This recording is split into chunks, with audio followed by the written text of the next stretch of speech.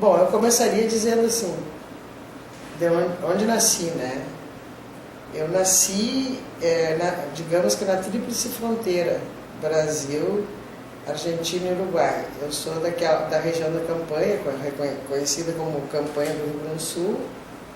Nasci numa cidadezinha que é fronteira direta com o Uruguai, que é Quaraí. A proximidade ali é uruguaiana, em torno de 100 quilômetros, Argentina, né? E a outra referência é Livramento, que é uma fronteira com o Uruguai também. E eu nasci, eu costumo dizer, na barranca do Rio Quaraí. O Rio Quaraí é um afluente do Rio Uruguai. E esse Rio Quaraí é o que faz a fronteira com o Uruguai. E eu nasci na barranca por quê? Porque na minha origem, eu nasci no campo, mas eu não sou filha de camponês, como não sou filha de latifundiário. Mas como é que eu nasci no campo? Eu nasci no campo porque o meu pai era comerciante e trabalhava no comércio, naqueles antigos armazéns. Então ele tinha um armazém no campo que vendia secos e molhados. Vendia de tudo que pudesse imaginar. Desde tecido, arroz, café, cachaça, abajur, lâmpada, tudo, remédio, homeopatia, tudo que, né, sapato, alpargatas, enfim. Só que, inclusive, eu estava conversando agora com os colegas na Ampere sobre isso e a gente fica pensando, como é que o meu pai conseguia vender em ser comerciante no campo, onde praticamente não existia uma grande população para comprar. E o pessoal de Quaraí não ia ir lá, né, 12 quilômetros da cidade, por exemplo, numa região de campo, comprar. Para quem ele vendia? Vendia para o Uruguai. Tinha um porto pequeno, e os uruguaios vinham assim em grande quantidade e compravam nesse armazém. Então, na verdade, é um armazém colocado estrategicamente ali, né, que era inicialmente do meu tio, depois o meu pai comprou ele, porque o meu pai começa a trabalhar como empregado, assim, trabalhar junto com o irmão, uma irmã mais velha, e num determinado momento lá o meu tio dá essa oportunidade para ele comprar esse armazém lá no campo e ir pagando a preços módicos, né, para o meu tio. E foi assim que ele começou. Então ele começa no campo trabalhando com armazém. Mas ao mesmo tempo tinha ali algumas hectares, eu me lembro que eram 5 hectares de terra, então meu pai sempre gostou, nunca foi fazendeiro, mas sempre gostou do campo. Então ele criava 2 ou 3 vacas para ter leite para a família, a minha mãe criava galinha, tinha uma horta. Passado um tempo eu disse, bom, eu, sem me dar conta, eu nascia numa casa autossustentável, não só por isso. Porque o sonho do meu pai era ter sido engenheiro, mas tanto ele como a minha mãe só estudaram até a 5ª série primária. E a minha casa lá no campo tinha luz elétrica nos anos 50, por conta de que ele montou um catavento, como se falava, e com isso ele gerava energia, carregava a bateria e distribuía pela casa. Obra dele. E a segunda obra é que ele construiu o que nós chamamos lá de aljibe, mas é uma cisterna, e juntava a água da chuva com aquela bomba mecânica, né? Ele jogava a água para o reservatório e distribuía a água na casa. Então é interessante porque eu fui uma criança que morou no campo, mas o campo me remete a essas coisas, né? Quer dizer, a gente não tinha dificuldade da luz, não tinha dificuldade da água, abria a torneira, tinha água, acendia, ligava a tomada, tinha luz, né? Só que, claro, tinha geladeira também, a geladeira querosene, o rádio, a bateria. Então, esse conforto mínimo a gente tinha nessa casa. E nesse lugar, que era o saladeiro, que também tem uma uma outra questão que é interessante na minha vida é porque o saladeiro, que era onde o pai tinha esse armazém e construiu depois essa casa, é na verdade uma antiga charqueada. Então essa área tinha ainda as ruínas da charqueada. Tinham duas charqueadas, uma mais distante e essa, aonde eu nasci, que é no Saladeiro, que inclusive esse bairro rural, vamos supor, chamado de Saladeiro, era uma nova charqueada. Essa charqueada se extinguiu nos anos de 1930, né? E ficaram lá as ruínas, e eu, quando criança, brincava nas ruínas dessa charqueada. Me lembro até hoje, né? Tem na minha imagem as ruínas da charqueada e eu brincando, né, naqueles... E ao mesmo tempo, como eu nasci nos anos 50, a primeira casa onde eu nasci, que também era armazém, mas essa não era do meu pai, era quase que ao lado do portão de entrada para a grande fazenda Saudades, que era dos donos dessa charqueada. E nos anos 50 eles estavam por ali ainda, moravam ali. Mas eram pessoas muito ricas, mas eram uruguaias. E o meu pai tinha uma relação com eles de vizinhança. E eu lembro, para terminar esse período da história, que contava a minha mãe que eu dormi em berço esplêndido, porque quando eu nasci, a dona Ofélia, que era a senhora desse fazendeiro, emprestou o berço da filha dela para que eu dormisse. Então, conta a mãe que era um berço que se embalava para lá e para cá, que sei eu, né? Mas eu nasci em berço esplêndido por isso, um berço emprestado, né? Nesse sentido. Porque certamente meu pai e minha mãe na época não tinham condições disso. Mas eu também não posso dizer que venho de uma família de grandes dificuldades, né? Eu tive sempre as condições para viver uma vida simples, mas sem passar necessidades.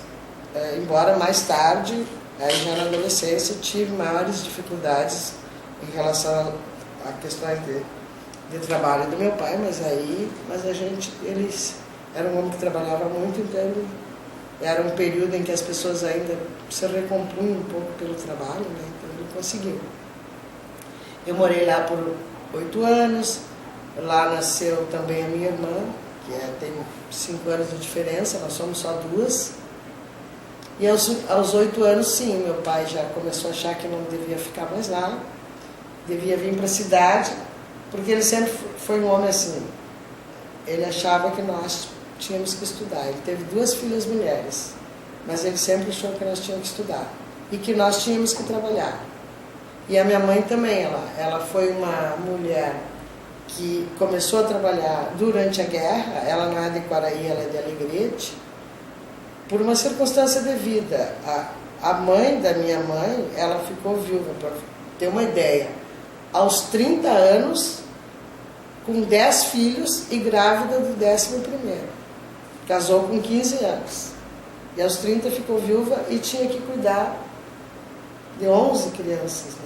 E a minha mãe era mais velha, com 15 anos. Então o que aconteceu? Nesse momento a minha mãe estudava também, com dificuldade, e ia prestar admissão para o ginásio, que naquela época, nem sei se vocês se lembram disso, tinha um exame de admissão, que era um vestibular para quem passasse do primário para o ginásio. Um vestibular entre aspas, né? E aí, com a morte do meu avô, ela teve que parar de estudar porque ela teve que trabalhar. Isso coincidiu com a Segunda Guerra, né? Então ela vai trabalhar, é uma das primeiras mulheres que começa a trabalhar fora. Ela primeiro trabalhou no sistema de telecomunicações, o telégrafo da época, depois ela foi ser comerciária, e ela sempre gostou muito de estudar e também tinha o sonho de estudar. Ela queria ser professora, meu pai queria ser engenheiro. Nem ela foi professora, nem meu pai foi engenheiro. Então eles... Não sei, avaliação minha hoje, né? Porque nunca conversei muito com eles sobre isso. Talvez seja um arrependimento, né? A minha mãe fazia muito esforço para que a gente estudasse, mas nunca disse, vai ser professora. E o meu pai, ele fazia muito esforço para que nós estudássemos, mas ele dizia, eu quero que tu seja engenheiro. Eu digo, gente, como é que você é engenheira, né? Era anos 50. Quer dizer, um pai dizer isso para uma filha mulher, né? Eu quero que tu seja engenheira. E eu não me sentia com perfil para isso, não me interessava. Por outro lado, eu brincava de professora. Desde pequena, eu juntava 2, 3 meninas, vamos brincar de quê? De professora. Quem era a professora? Era eu, né? Que ninguém, não deixava outra amiga ser professora. Professora era eu. Bom, aí vim para a cidade, comecei a estudar, já vim alfabetizada, porque a minha mãe me alfabetizou entre 6 e 7 anos lá, no campo. E tive uma professora rural também, que num determinado período eu estudei com ela. Depois não deu certo com a professora, porque eu era muito mal comportada, e eu ficava subindo pela mesa para ajudar o colega que não sabia lá do outro lado da mesa. E aí ela me botava de castigo, e eu chegava tarde em casa. Eu era muito pequeno, né? Com 6, 7 anos, eu atravessava um campo enorme, né? Hoje eu fico pensando, nossa, eu atravessava um campo, eu descia uma coxilha, passava dentro de uma sanga, como a gente fala, né? Subia a coxilha para ir lá no colégio rural. E hoje as crianças não andam numa quadra sozinha, né? E eu tinha 6, 7 anos, né? Andando pelo campo, assim, porque... E aí não durei muito tempo na professora, eu penso que seja por falta do meu comportamento, né? Então a minha mãe me levou para casa e me alfabetizou. Então quando a família veio para Quaraí, e o pai vendeu a loja, o armazém lá, isso já em 58, eu já vim alfabetizada e já entrei no 2º ano. Aí fui estudando. Teve esse período que meu pai vendeu a loja, ele veio para ver o que ele ia colocar outra loja, que negócio ia fazer em Quaraí. E aí ele tinha amigos de infância, pessoas muito queridas, uruguaios, e convidaram ele para colocar a loja em Artigas, no Uruguai. E ele fez uma sociedade, e por 2 anos a gente morou em Artigas. Mas ele teve loja mais ou menos 1 ano, e aí ele não se adaptou às regras do comércio no Uruguai, não gostou de trabalhar lá. É outro país, né? Embora seja próximo, é outro país, as regras são outras. Aí terminaram com a loja, mas o meu pai aí foi trabalhar, foi a única vez que ele trabalhou assim no campo, como, né, na pecuária. Ele arrendou o campo desse mesmo senhor que foi sócio dele, uruguaio, o seu Madeira de sobrenome, e aí nós fomos morar no campo.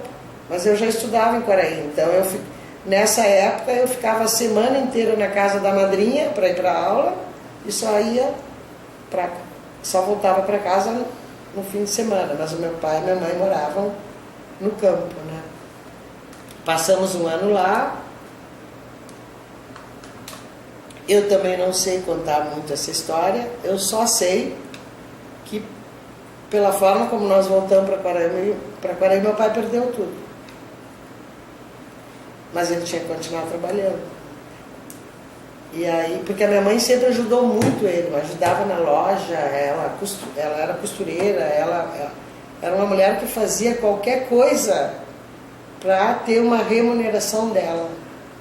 E o meu pai sempre dizia, para que tu vai trabalhar tanto? Ela, não quero depender de ninguém. Isso é uma coisa que eu ouvi a vida inteira, minha mãe. Não querendo, casada, mas não querendo depender do dinheiro do marido. Ela queria ter o dinheiro dela. Trabalhava assim. Aí quando nós voltamos numa situação bastante difícil, o que o meu pai foi fazer para recomeçar a vida? Ele foi borracheiro, né? Acho que a única alternativa que ele teve. Então ele foi borracheiro, eu me lembro, uma borracharia muito simples, aquelas que botam o pneu dentro de uma água com uma banheira, sabe? Tinha um rapaz que ajudava ele, eu tinha uns 9 anos e ficava por lá. Eu sempre fui muito moleque de gostar de muita conversa, então eu ia lá conversar com o pai, conversava o Manuel, que era o que ajudava ali na parte de arrumar os pneus. ficava lá fazendo arte. Nessa época eu já tinha uns 9, 10 anos. E foi assim que ele foi. Com isso ele não ia ter condições dele, né? E a minha mãe, para ajudar a família, costurava. Né? Costurava, era costureira, então. E eu ficava lá, ou ia lá fazer folia e arte na borracharia, quando eu não estava estudando, ou ia ajudar a minha mãe nas costuras. E aí o que eu tinha que fazer? Naquela época tudo era feito à mão, né? Então todas as barras dos vestidos era eu que fazia para ela, o que nós dizíamos chulhar, né? Hoje passa a máquina, né? Para que a costura não se rasgue. E aquilo era tudo à mão, né? Fazendo um chulhado, como se dizia, né? E eu fazia isso, só que é interessante, porque a minha mãe, eu fazia isso, ajudava ela, mas eu, não, tu me ajuda e tu ganha uns trocos, né?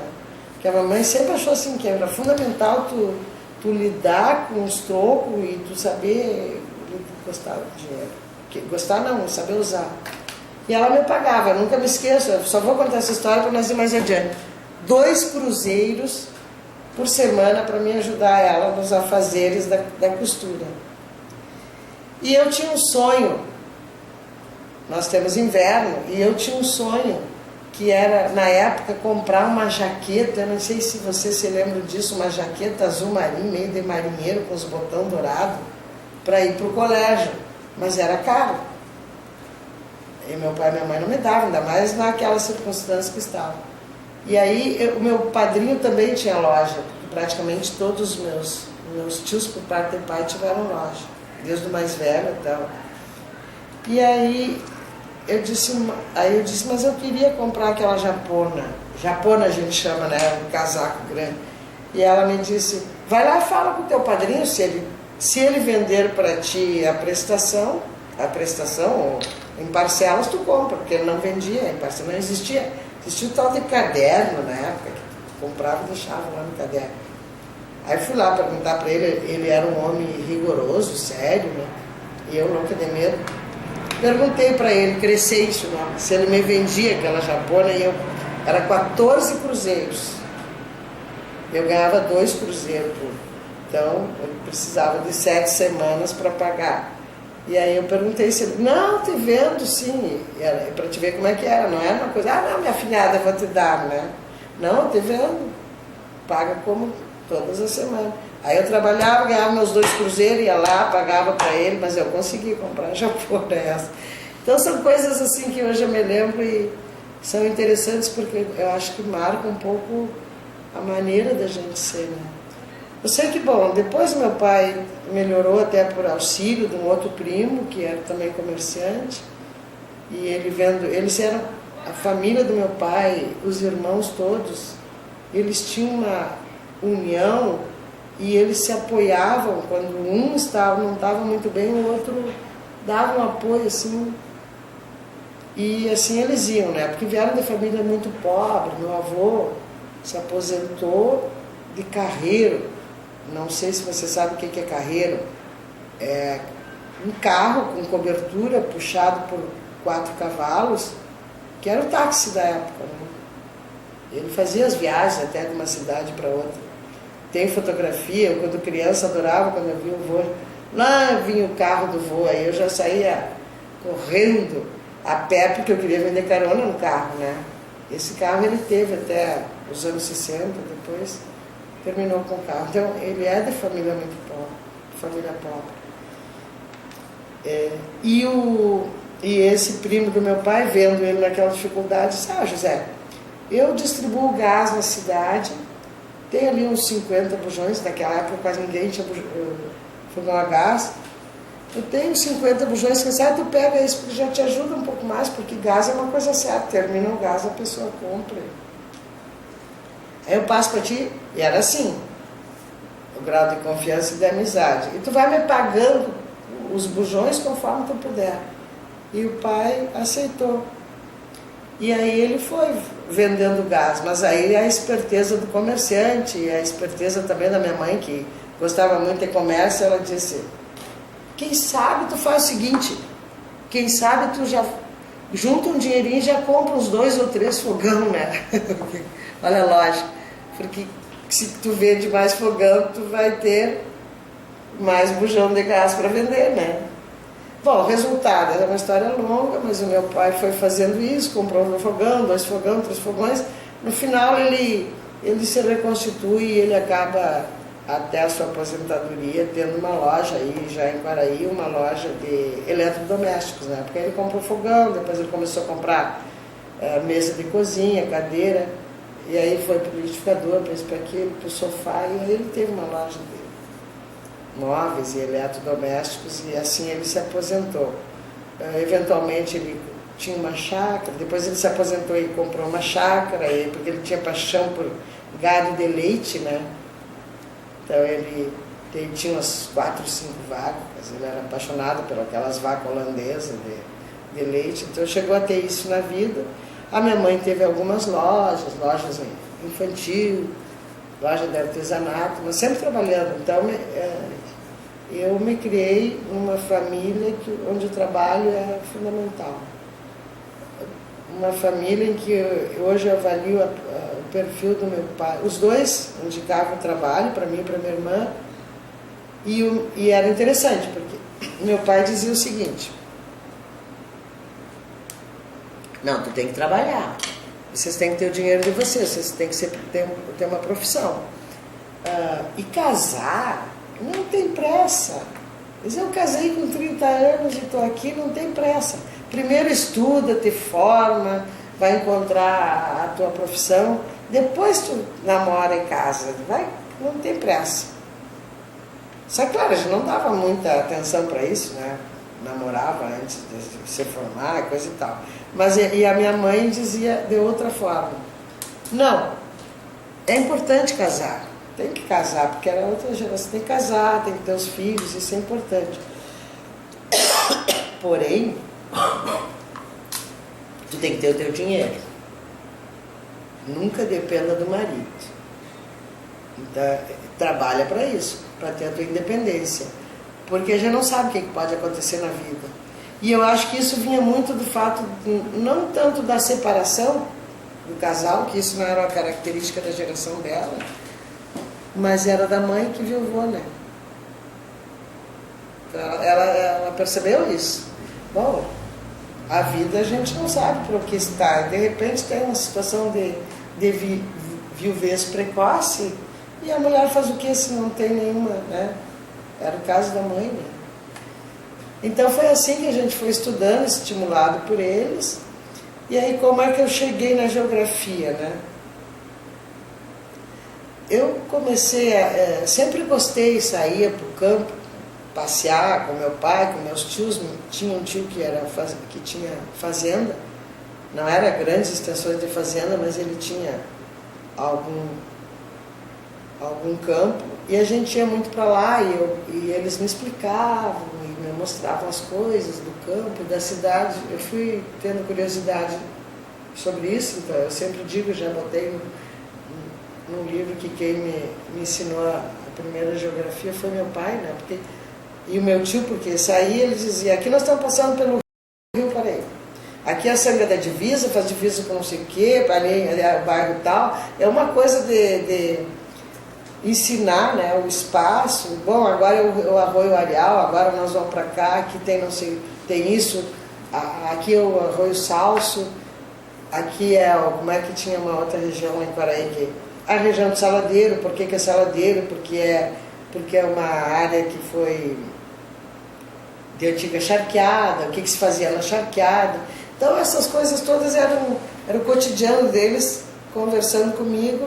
Depois chegou no colégio, eu comecei a ter aula de geografia, e hoje eu brinco até com a minha professora da 5ª série, a professora Elza.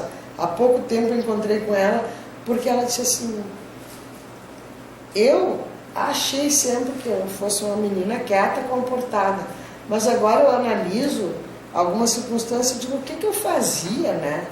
Porque no 5º ano primário eu ia de castigo, e eu não me lembro por que eu ia de castigo. Só sei que eu ia de castigo. E qual era o castigo? Ela era bem jovem, ela devia ter eu devia ter aí uns 9, 10 anos, mas ela era uma jovem professora e devia ter uns 18, porque agora ela tem 70 e poucos. E ela dava aula para nós, e dava aula de geografia, exigia aquelas coisas do ponto, de saber as capitais do mundo inteiro. E eu acho que era isso que eu não estudava. Por quê? Porque ela me levou várias vezes de castigo, e ela era jovem, a família dela tinha um hotel, e ela morava no hotel. Então eu saía do colégio, e ela vinha direto, era na mesma rua, o hotel e a casa que eu morava. Ela me deixava no quarto dela com o Atlas aberto para mim aprender as capitais do mundo.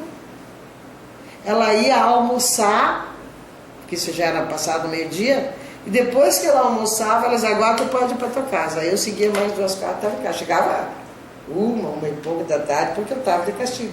E ela estudando as capitais, né? Só que eu não me lembro por que eu ficava de castigo. Então a única conclusão que eu chego agora é de, provavelmente eu não sabia. Ela perguntava as capitais, eu não sabia, porque eu não estudava, né?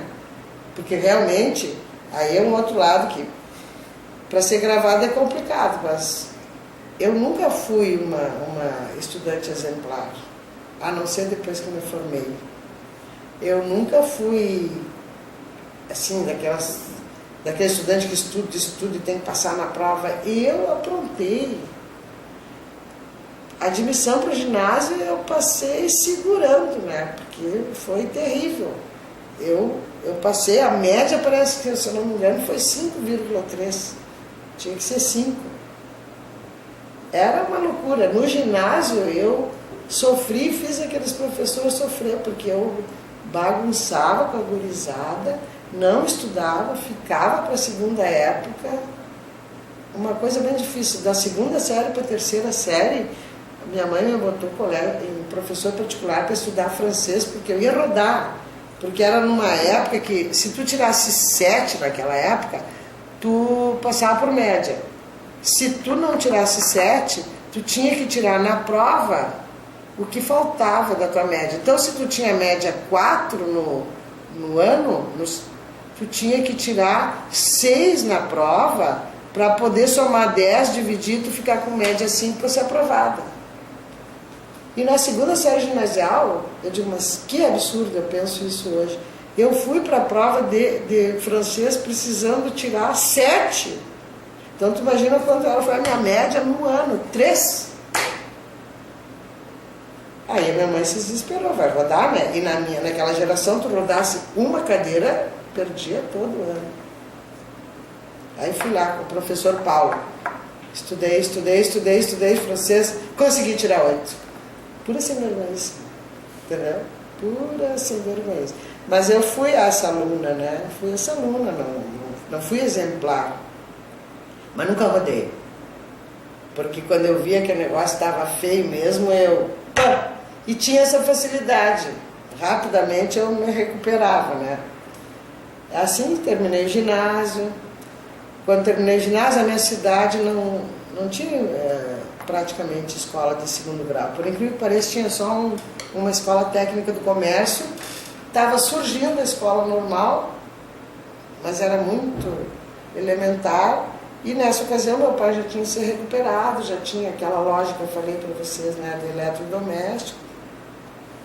Eu tinha uma tia que morava em Uruguaiana, irmã dele, que também era comerciante. Aí ele disse, não.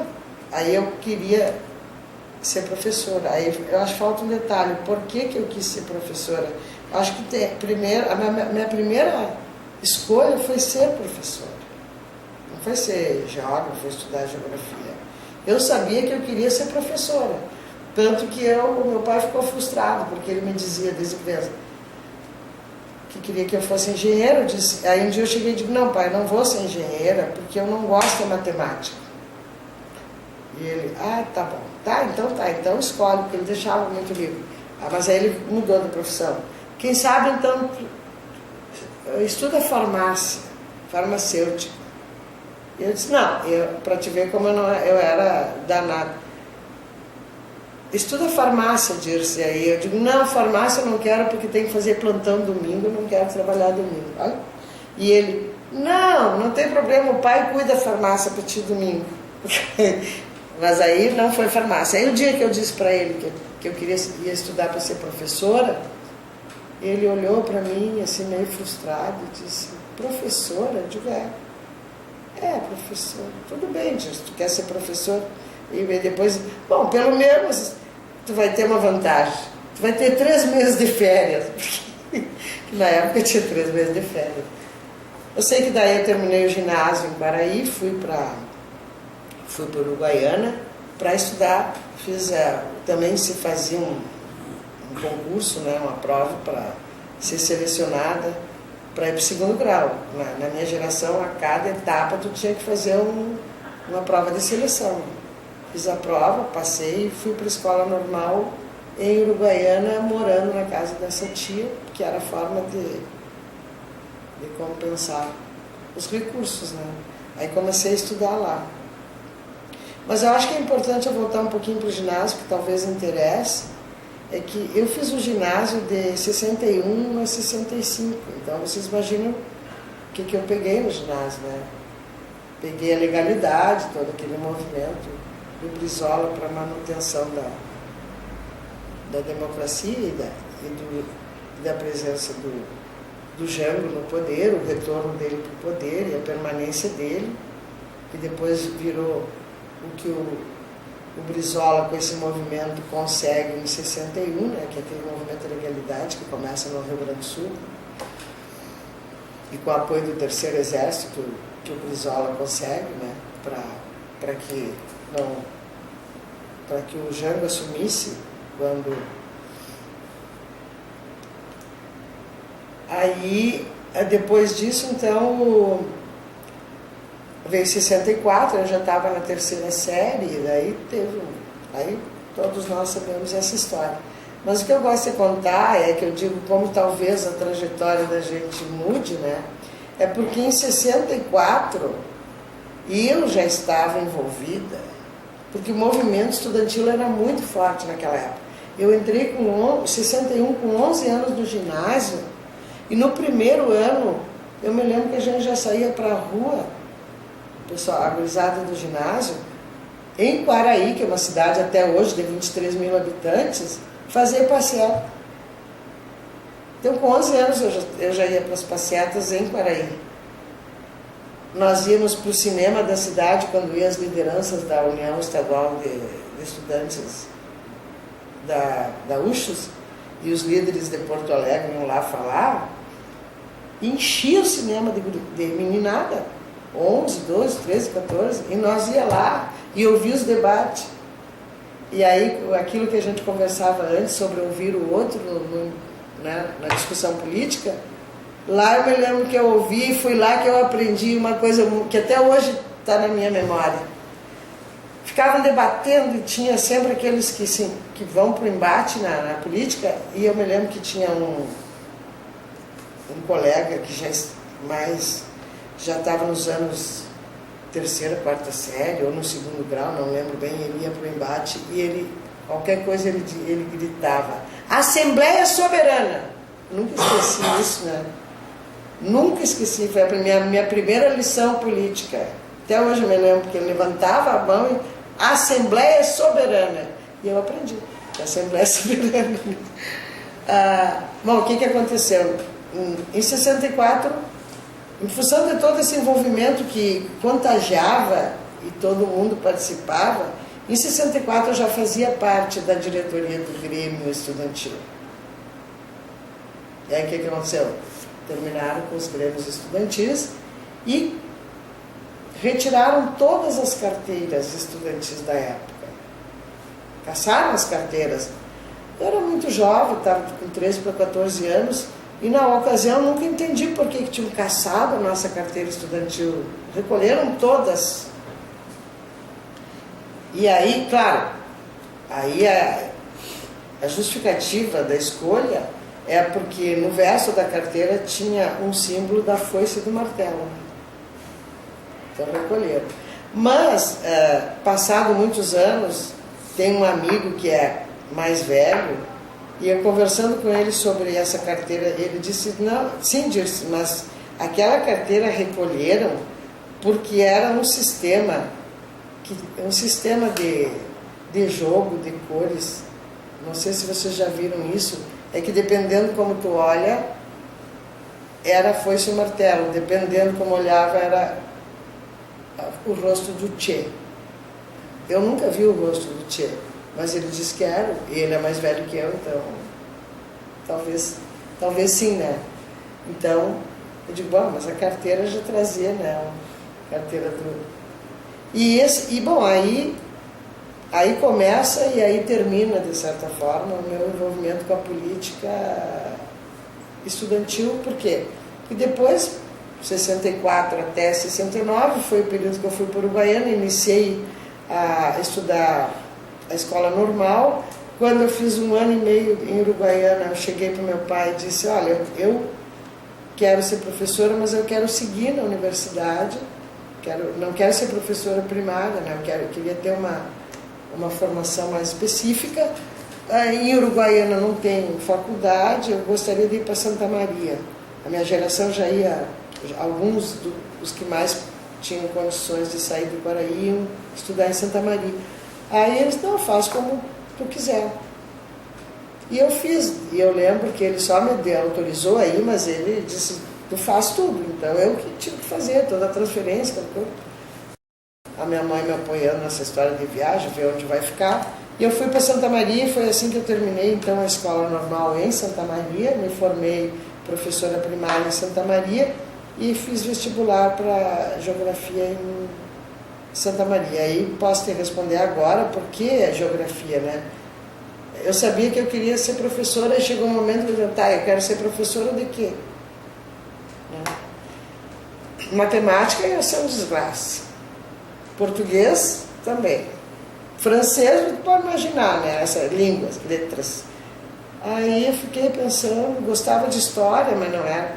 Aí eu pensei, não, mas geografia eu gosto. Eu comecei a pensar e rememorar a história da geografia. Aí me lembrei que eu gostava muito no ginásio de uma professora, a professora Aide, que ela dava aula de geografia, ela contava histórias, e na época ela contava das viagens que ela fazia. E as viagens mais longas eram Poços de Calda, e era a região de Minas, né?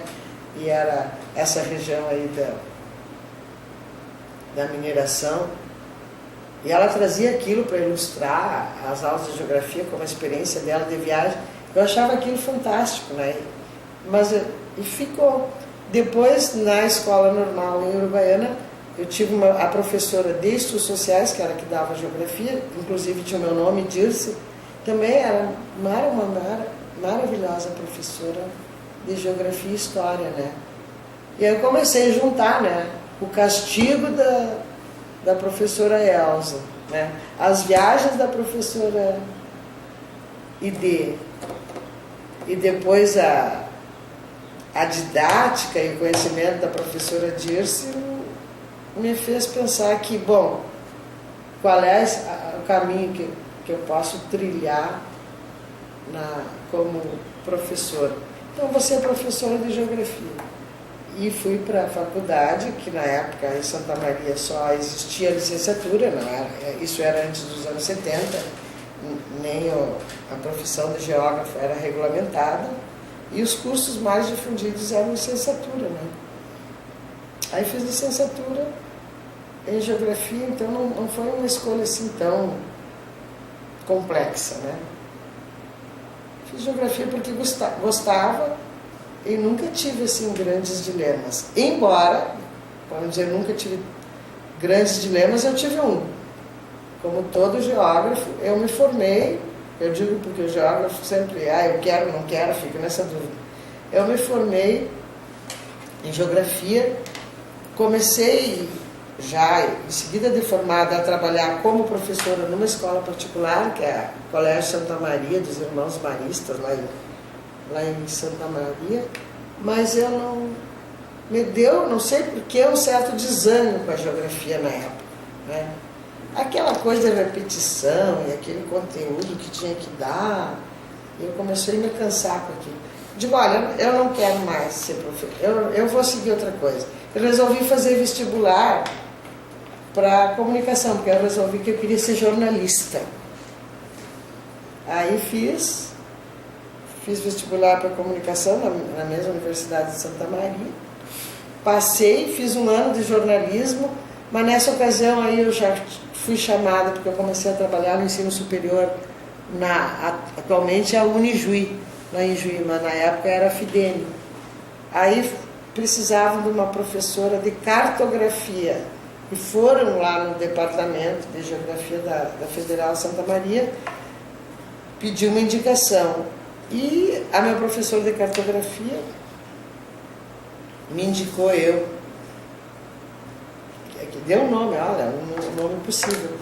E aí eu fui chamada lá para uma entrevista, né, nessa instituição, na Fidene, que é onde trabalha a Helena Calai, e desde lá eu conheço a Helena Calai, e o marido dela, que é historiador, o Jaime Calai, que era o diretor da faculdade, que foi o que me entrevistou. E com isso eu comecei dando aula em ensino superior de cartografia. Aí fui por um tempo professor de cartografia, mas lá eu comecei minha carreira universitária. A partir da Fidene foi que eu fiz o mestrado, né? Porque essa instituição, na época, era uma instituição considerada de universidade de esquerda. Ela foi, a base de formação dela era os freios capuchinhos, porque ela se surge dentro do seminário, né? E eles tinham só a faculdade de filosofia na época, e eu cheguei lá para dar aula de cartografia, uma disciplina técnica. Mas vou trabalhar num departamento que era multidisciplinar. Tinha filósofo, educadores da educação, tinha historiador, tinha geógrafo, estatísticos, pedagogos e uma geração que era da minha idade, eu estava com 23 anos, e mais velhos. E tinha o professor Mário Osório Marques, já era um frei de larga experiência na educação, ele foi um brilhante. E era do departamento. Quando eu cheguei lá, eu levei um susto. Porque era assim, primeiro que tu precisava ser bom professor para te manter na sala de aula, porque os alunos realmente, se tinha algum problema, eles já faziam reuniões, discutiam, iam para a direção e não tinha perdão, né? Trocava porque lá, assim, o professor tinha que ser competente. Essa história de ficar brincando com o aluno, não. E chego na reunião do departamento, funcionava assim: uma semana é discussão burocrática, na outra semana é discussão teórica e conceitual, debate interdisciplinar. Cheguei lá e era filósofo, sociólogo, todo mundo discutindo, e tinha um texto básico. Quem era que se lia? Sociologia, filosofia, mas se lia Durkheim, Comte, Marx. E eu não tinha lido, porque eu entro na faculdade em 69, bem na época dos anos de chumbo, e saio em 72. E a minha geografia não falou de teoria e método jamais, e nem falou de Marx, muito menos de Durkheim. Eu só me lembro do Comte, na escola normal, que a professora de sociologia, foi a única coisa que aprendi do Comte, que eu me lembro que ela, também porque talvez por isso, porque eu era meio... Eu só me lembro que ela dizia, Comte é o pai da sociologia, é a única coisa que eu sei. Assim como eu aprendi lá que a Assembleia é soberana, depois eu aprendi que o Comte é o pai da sociologia e deu, né? Mas lá, então eu considero que a Fidene, esse primeiro período, eu trabalhei na Fidene de 73 a 81, fiz o mestrado, né, com bolsa da instituição. Aí eu vim para a USP fazer o mestrado. Na época eu fiz seleção tanto em Rio Claro como em São Paulo, as duas juntas. Eu passei nas duas, mas aí eu optei por ir para São Paulo. Mas a minha bolsa foi uma bolsa da Alemanha, uma bolsa da Igreja Evangélica de Confissão Luterana do Brasil. Aí eu posso começar a falar da minha não internacionalização. E essa bolsa tinha um convênio da instituição, porque Ijuí é uma colônia mista, né, tem uma influência católica e influência luterana. E eles davam suporte institucional. E a Unijuí sempre fez parcerias, né, com o exterior. E essa parceria com a Alemanha, eles ofereciam bolsa, mas a condição era estudar, fazer mestrado na Alemanha. E eu, inclusive, e a Helena Calai, ganhamos, no mesmo período, a bolsa para ir para a Alemanha. E eu me lembro que eu falava com a Helena, e a Helena era casada, tinha uma menininha de 3 anos, a Andréia, e ela dizia, mas eu não quero ir para a Alemanha. Eu disse, nem eu. Eu, na época, tinha casado, recém-casado, mas era só eu e meu marido. Eu digo, mas eu não quero ir para a Alemanha. Mais uma vez, aquela coisa, eu tenho que enfrentar, estudar a língua, o alemão, e depois eu não sei como é que vai ser lá. Eu sempre tive um pouco de, assim, de uma preocupação, né, ou chegar num outro lugar, assim, e ter dificuldades. Aí, eu e a Helena, junto com o departamento, tomamos a atitude, vamos tentar ver se justificar por que nós queremos ficar no Brasil e se eles mantêm a bolsa, né? E aí fizemos uma carta, fizemos toda uma justificativa e eles mantiveram a bolsa.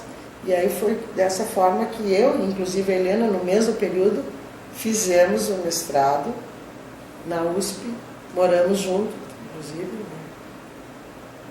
No mesmo apartamento, com 2 casais mais uma menina.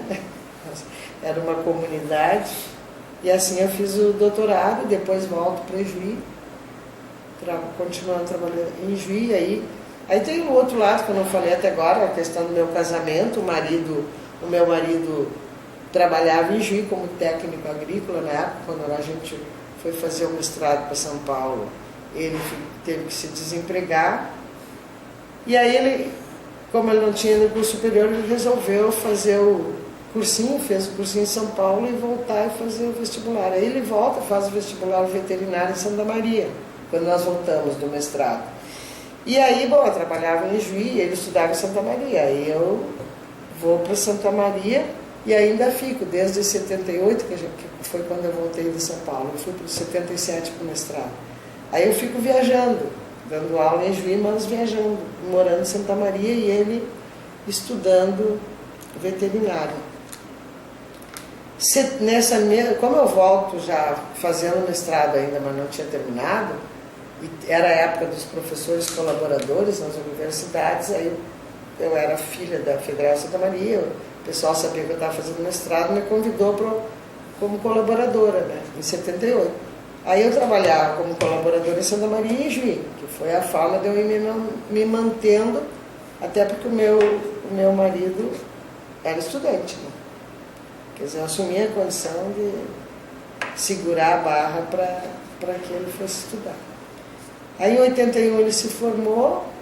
E aí depois em 80 o governo e o MEC resolveram regrar fazer concurso para terminar com essa questão de colaboradores e efetivar. Na época eu fiz concurso, porque estava lá e vou fazer o concurso. 2 concursos foram abertos no departamento e nenhum para física, um para humana e outro para regional. E aí eu disse, mas eu tenho que fazer, ou se eu não fizer e não for aprovado, eu saio, né? Digo, vou fazer para humana, e aí resolvi fazer para humana e para regional. E eu estudei muito, né? Estudei muito mesmo. Fiz os 2 e passei nos 2 em primeiro lugar. Aí eu pude escolher em qual entrava, se era humana ou regional. E eu resolvi entrar na humana. Entrei na humana até porque a humana tinha uma vaga e a regional tinha 2. Então, se eu migrando da regional para a humana, o departamento tinha chance de pegar os 2 colegas que tinham ficado em 2º e 3º lugar na regional, que era, né? E foi assim que eu entrei. E entrei nas humanas, então eu dou risada até hoje, né? Porque eu sou da geografia física, né? Fiz mestrado em geografia física, doutorado em geomorfologia e geomorfologia. E fiz concurso, entrei na Universidade Romana. E depois, posteriormente, na URGS, o outro concurso que eu fiz foi para titular em teoria e metageografia. Então eu brinco, eu nunca fiz concurso para geografia física. E de repente, se eu faço, sou capaz de rodar, né? Porque eu nunca fiz concurso na minha área. Nunca fiz. E eu brincava lá no meu departamento. E eu tenho essa carta na manga, eu brincava quando eu me aposentei agora. Porque eu disse, não, o concurso tem que abrir vaga na geografia física. Aí eu dizia para meus colegas de humana, se vocês forem para o debate e ficarem nesse impasse, né, que a vaga, porque a Dirce é da física, eu tenho uma carta na manga para vocês. Vocês dizem, não, mas o concurso original dela é em humana, entendeu? Só para incomodar, né? Mas no fim, claro que entrou o colega da física na minha vaga. Eu não tenho a menor dúvida que é da família. E não é só da mãe, porque eu não sou uma mulher que posso dizer, tive problema com o pai, eu tive problema com a mãe. Eu tive uma relação fantástica com os dois. A minha mãe era minha confidente, me orientava, e o meu pai, e aí é aquela coisa de se emocionar. E o meu pai sempre me deu tanto valor, e eu acho que ele não me distinguia com essa questão de ser mulher, que ele, as coisas da economia, da família, depois que eu cresci, as questões dele mesmo, de atividade profissional e as minhas, ele debatia comigo, né, no olho. E eu dava opinião para ele. Então, eu nunca me senti assim como mulher, na minha família, como se fosse algo inferior. E falo outro dado. Eu até brinco hoje. O meu pai, como não teve filho homem, e eu sou a filha mais velha, eu brinco, mas para mim isso é ótimo, foi ótimo. Ele, eu acho que me viu como guri da casa. Entendeu? Porque ele nunca fez restrição comigo, mas também não fez com a minha irmã. Mas a minha irmã, como era caçula e tinha 5 anos de diferença minha, eu era o guri. E talvez por aquelas molecagens, ele dizia assim. Porque assim, quando eu morei em Artigas, desde pequena, ele sempre me chamou ao trabalho junto com ele.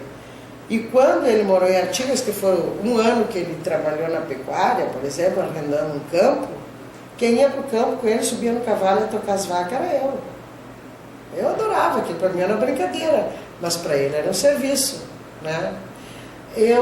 Depois veio, quando ele tinha loja, quando ele precisava de alguma coisa, então eu carreguei bujão de gás. Quer dizer, Dirce, dá uma mão aqui, o caminhão chegou de Porto Alegre, esses bujão estão tudo aqui na calçada, vamos botar para dentro do depósito. Eu ajudava, em menor proporção que ele, né? Porque era ele mais um primo que foi criado por nós, como irmão, que trabalhou até casar, morou conosco. E mas eu não tinha o menor preconceito. Vem aqui, vamos trocar esse fogão de lugar. Lá vai, para o outro lado. Então, isso tudo eu acho que faz com que eu nunca senti diferença entre essa coisa do homem e da mulher. E a minha mãe era uma mulher muito forte de personalidade. E ela se deram muito bem, viveram mais de 40 anos casados, mas ela não enfrentava quando ele tinha alguma coisa assim de que ele ia se impor. Não é assim. Então eu vivi assim esse negócio que não, a mulher é também. E talvez seja isso. Então, e muita liberdade. Muita liberdade de conversar, de dizer o que pensava. Eu não lembro de nenhuma repressão do meu pai ou da minha mãe no diálogo, em qualquer circunstância. Agora, muito respeito, né? Não era uma coisa liberal de poder dizer tudo. Eu podia dialogar, mas o pai eu tenho que respeitar. Eu posso dialogar, a gente escuta, tem outro argumento, minha mãe, mas o respeito acima de tudo, né? E foi isso um pouco dessa minha formação. Nós vamos voltando, e deve voltar isso daqui em um outro momento, mas sobre a minha formação, né? Então, o que eu dizia, eu vim para a USP com a bolsa da Igreja Evangélica de Confissão Luterana, pela atual Unijuí, que era a antiga Fidene. Chego em São Paulo em 1977. Eu vou ser orientada do professor Cristofoletti, em 77. Antes disso, eu tinha feito pela própria Fidene, porque a Fidene investia muito na qualificação profissional. eu vim fazer um estágio que Rio Claro oferecia na época da quantitativa em Rio Claro. E aí quem me tutorou lá no início foi o professor Cristofoletti. Depois foi a professora Lúcia Helena. Eu terminei o estágio com a professora Lúcia Helena Gerardi. Eu fiquei 4 meses em Rio Claro. Eu já era professora, né, mas eu fui liberada para esse estágio. E aí eu aprendi muito de geografia teorética, porque era o centro do... né? E aí foi exatamente nesse o primeiro ano que abria a seleção para o mestrado, quando surgiu o mestrado em Rio Claro. Aí eu fiz a seleção para o mestrado em Rio Claro e era com a Lúcia Helena Oliveira Gerardi, portanto eu teria que ir para o lado da agrária, né? E o professor Cristofoletti também dava aula na USP e ofereceu vaga na geomorfologia. Aí eu fiz na USP também em geomorfologia, que era o que eu tinha maior interesse, até porque foi o que eu me sentia mais segura em relação à minha formação lá em Santa Maria, porque a área de geografia física, digamos, ou dos campos da natureza eram muito fortes, né? Então eu me sentia segura nisso. Gostava muito das humanas, mas eu tinha fragilidade. E aprendi muitas humanas naquela fase, entendeu? Que eu fui lá para o Juí com aquele debate, que tinha que estudar, que lá eu me deparei com o seguinte: eu tenho que ser boa professora e eu tenho que estudar, porque eu não vou me manter aqui, porque se eu não consigo dialogar com meus colegas do departamento, quem eu sou, né? Não. E eu comecei a estudar. E aí eu comecei o meu aprendizado, eu digo que Juí é a minha segunda faculdade, porque lá é que eu fui introduzida nas ciências humanas, que foi o vazio da minha formação universitária por conta desse período ditatorial. Mas mesmo no período ditatorial, quando eu comecei a trabalhar na FIDENA, era 73. A FIDENA era considerada uma universidade de esquerda e sobrevivia, apesar de 2 por 3 tirarem um professor da sala de aula e ir lá para o DOPS fazer o interrogatório. Então eu vivi com isso na FIDENA, né? Eu não me chamava da autocartografia, né? Mas o pessoal da sociologia, da história, da filosofia, da antropologia, como uma colega minha, que a casa dela inclusive foi invadida e uma série de documentos dela foi nesse período. Mas a instituição nunca abandonou esse... Então eu considero aquele período da FIDEME, o quanto eu tive que estudar e o que eu vivi lá como sendo a minha segunda faculdade. E aí foi nas humanidades. Entende? Informal ou formal, mas de outra perspectiva, mas eu tenho grande carinho com o pessoal que eu estudei lá, que eram todos professores universitários que me ensinaram a me abrir o mundo, porque eu descobri o mundo e aí, do ponto de vista da formação, tinha um momento que eu baquei, desculpa o termo, né, que eu vacilei. Por quê? Eu fazia já o mestrado pela FIDEME em geomorfologia e comecei a estudar e descobrir as ciências humanas. E o que tu acha? Eu não queria mais fazer geomorfologia. Ah, não quero. Aí eu lembro que eu viajava de lá para Santa Maria, olhava lá o rebordo do Planalto, aquele monte de morro. Eu disse, tá, eu quero estudar isso. E para que serve estudar isso? Entendeu? Com tantos outros problemas no mundo e eu querendo estudar o relevo para ficar... E tive muitas sérias crises. E aí depois que eu vim para Santa Maria, comecei em Santa Maria em 78, como eu disse, em 80 eu fui efetivada, e aí por circunstância familiar, meu marido se forma em veterinário em 81, e ele vem trabalhar na Secretaria de Estado em Porto Alegre. Aí lá fiquei eu de novo, né? Eu lá e ele aqui. E como na minha geração, o pessoal reclama, né? Ah, a mulher tinha que acompanhar o marido, aquela coisa, né? Ou tinha, ou não tinha, né? Mas normalmente a gente acompanhava. Foi quando eu consigo transferência, até porque era uma circunstância muito delicada no Departamento de Geografia da URGS, porque eles tinham perdido muita vaga e eles tinham 5 professores para um curso de Geografia. E aí foi quando eles abriram a possibilidade, como eu queria vir, eles assinaram que sim, tinha vaga, né? Foi como eu vim para a URGS transferida, em 81.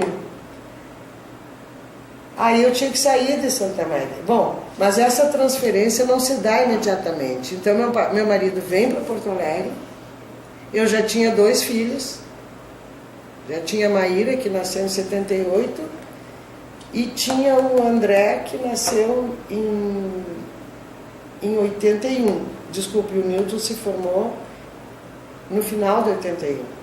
Né? O André nasce em novembro e o Newton se forma em dezembro. E em 82 ele começa em Porto Alegre. Mas eu não pude vir imediatamente, então eu fiquei em Santa Maria, trabalhando 40 horas na universidade. Foi quando eu me desliguei de Juí, porque aí não tinha condições, né? 2 filhos, tendo que viajar para Juí, trabalhando em Santa Maria, e o marido em Porto Alegre. Aí eu larguei a Juí, fiquei só com Santa Maria, mas na perspectiva de sair, né? E aí que surge, bom, vou fazer doutorado, continuo na geomorfologia ou vou para as humanidades, que eu estou tão apaixonada agora, né? E até porque eu nunca dei aula de geomorfologia em Santa Maria. Em Santa Maria eu dava aula, porque Santa Maria, geomorfologia era do meu antigo professor, o professor Ivo Lauro Miller Filho, que era brilhante. Mas a disciplina era dele. E eu cheguei lá, e eu sabia que eu não ia dar aula de geomorfologia. Eles queriam um professor lá, mas eles queriam para outra disciplina. Então eu fui dar aula de quê? Aí tu começa a entender por que eu faço o que faço hoje. Vou dar aula de metodologia da geografia. Aí tu tem que começar a estudar, né? Tem que começar a aprender. E vou dar aula de geografia urbana. E o tempo que eu dei aula em Santa Maria foi de geografia urbana. E o meu concurso era em humana, e eu posso reclamar de uma coisa dessa, né? Então eu fui ser professor de geografia urbana. Quando eu precisei sair, eu estava num dilema, porque tinha tido uma boa formação, 9 anos envolvida num departamento multidisciplinar, estudando ciências humanas, né? É um bom curso, né? Aí depois tenho que trabalhar com teoria, meta, geografia urbana, continuo nessa discussão. Eu tinha que escolher o doutorado, e já tinha terminado o mestrado em geomorfologia, mas sempre na perspectiva da interface, né? Que eu nunca... Isso foi uma coisa que, desde que eu me formei, eu queria que, não, eu quero fazer geografia. Me ensinaram lá que a geografia é a ciência que estuda a relação natureza e sociedade, só que todo mundo fez isso ou aquilo, né? Eu tinha aula de geografia física e depois as humanas. E nunca ninguém juntou esse negócio aqui. E eu saí de lá querendo, não, tem que ter um jeito, né? Uma forma de fazer isso. E eu saí com isso na cabeça e persegui isso, persigo isso até hoje, né? E aí entrei nesse dilema porque eu tinha que escolher, não adianta. Mas quando eu fui no mestrado, eu já fiz isso, né? Tanto que a minha tese, que está engavetada, e eu acho que ela merece estar engavetada, mas o título já dizia isso, né? Que era... Como é que era? Eu esqueci. Era relativa os processos geomorfológicos. Atividade humana como processo geomorfológico. Esse era o título da minha dissertação. Atividade humana como processo geomorfológico. Aí dei o exemplo estudando uma bacia lá. O que eu queria naquela tese? Exatamente mostrar que os processos de erosão que ocorriam no rebordo do Planalto Meridional, na região da bacia do Toropi, eram decorrentes de um desmatamento, mas não um desmatamento por conta de quê? Porque ali originariamente tinha se instalado a pequena propriedade, né, familiar de origem italiana ou alemã, e pelas circunstâncias históricas eles inicialmente tiveram que desmatar, mas que mais, na época, mais recentemente, era em função das políticas agrícolas e da expansão da própria agricultura comercial do soja, que fazia com que estimulava, né? Então, a minha lógica na dissertação foi de que era uma lógica, né, de expansão, de política agrícola do país, que promovia a intensificação do desmatamento e, por consequência, a erosão do solo. Então, com isso, eu sempre quis demonstrar que não é assim, né? São os camponeses que desmatam e promovem a erosão. Então, eles são os culpados, ou seja, também... A questão não é essa. Existe uma questão de renda, uma questão financeira, uma degradação da vida desses camponeses ali, né? Que eles precisam expandir. Então, aumentar a renda deles era expandir, é aumentar a produção, não a produtividade. E para aumentar a produção eles tinham que desmatar, em zonas de escarpa, né? Essa era a lógica da dissertação. Que não foi assim. Eu fiz isso na USP, entrei com o professor Cristofoletti, e não foi aceita pelo professor Cristofoletti. Eu tive muitos problemas na construção dessa tese. Eu fui para a defesa porque vocês viram que eu fui sempre meio atrevida, né? E aí chegou um momento que o professor Cristofoletti me disse que o último capítulo na minha tese não era necessário, que era exatamente onde eu fazia essa articulação, que eu tinha que ficar apenas com a primeira parte, que eram os estudos da natureza, e eu sempre teimando, né? Eu continuei, terminei, e ele não me mandava resposta, e eu estava vendo que ia perder o prazo máximo do máximo. Aí um dia eu escrevi para ele e mandei dizer: olha, professor Cristofoletti, é o seguinte, estou lhe mandando o que foi possível eu fazer nesse tempo em termos de mestrado. Eu quero que o senhor leia e me diga se ela tem nível para ser apresentada para defesa. Se não tiver, o senhor me diga, porque eu estou me retirando. Mas atrevida, né? Aí ele mandou dizer: deposite e defenda. Aí fui para a banca.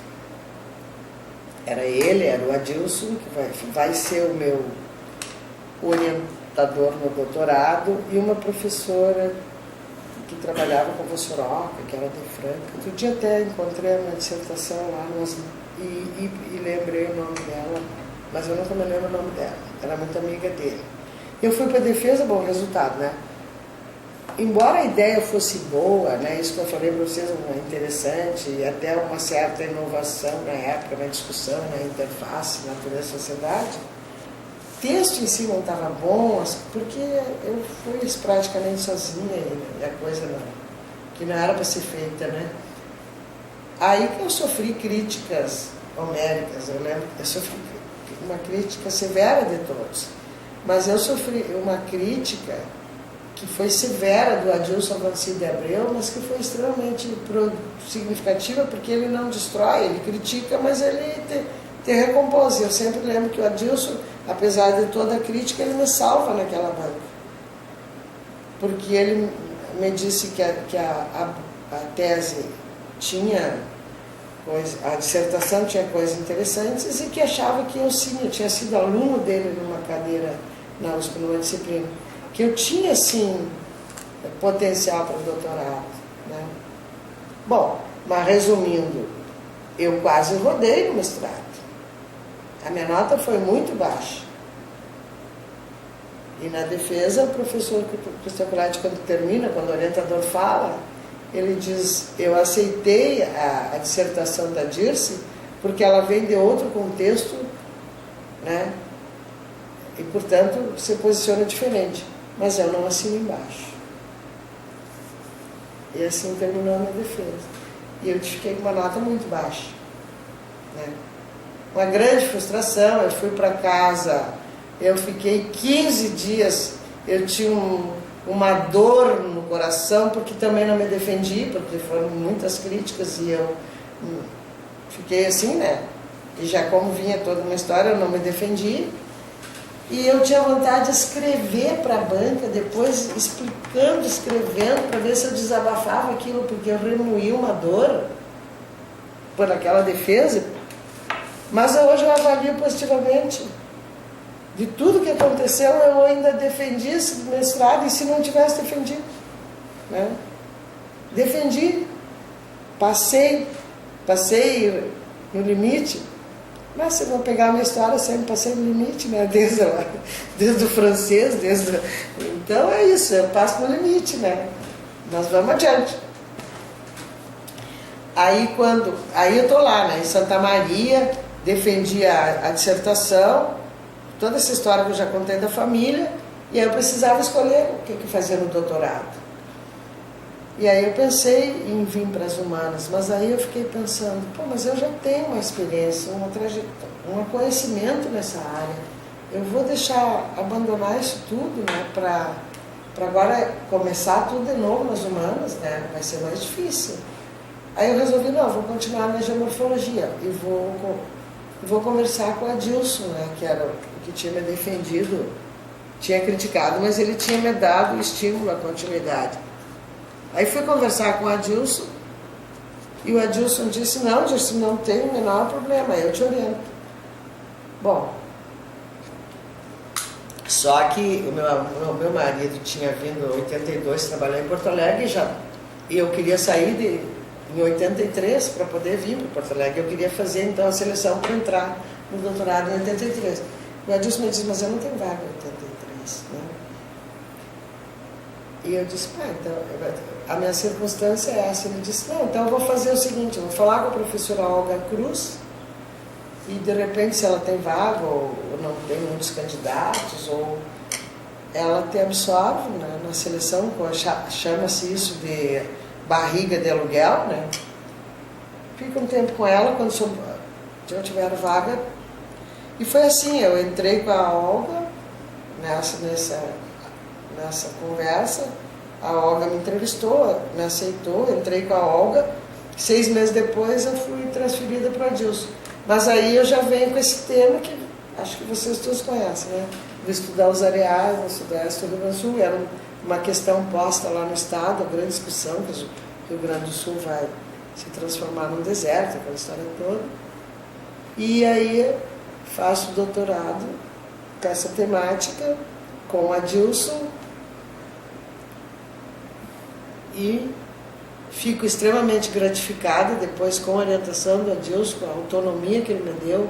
Eu continuo trazendo e resgatando, né, essa relação natureza-sociedade, trabalho com geomorfologia, mas avanço no sentido de dizer como aquela paisagem, com aquelas características são apropriadas territorialmente e como é que isso se desdobra a partir daí. Veio para a defesa e foi outra defesa, porque aí a tese já foi reconhecida ali, foi avaliada, teve críticas, mas foi elogiada por toda a banca e resultou naquilo que eu também não imaginava, né? Porque aí tem um dado interessante, porque eu quando escrevi a tese, construía o conceito de arenização, que é muito simples, né? Eu nem tinha grandes noções, eu resolvi dizer o que era arenização ali ao momento que eu escrevia, porque eu precisava de um outro conceito para negar a desertificação, né, como conceito. E como se chamava areais, historicamente areais, é a arenização. E hoje eu vejo isso e fico pensando, era da minha tese, eu penso hoje, era o que para mim era o mais elementar do que tudo que eu tinha feito, né? Claro que no contexto da arenização está tudo o que foi feito.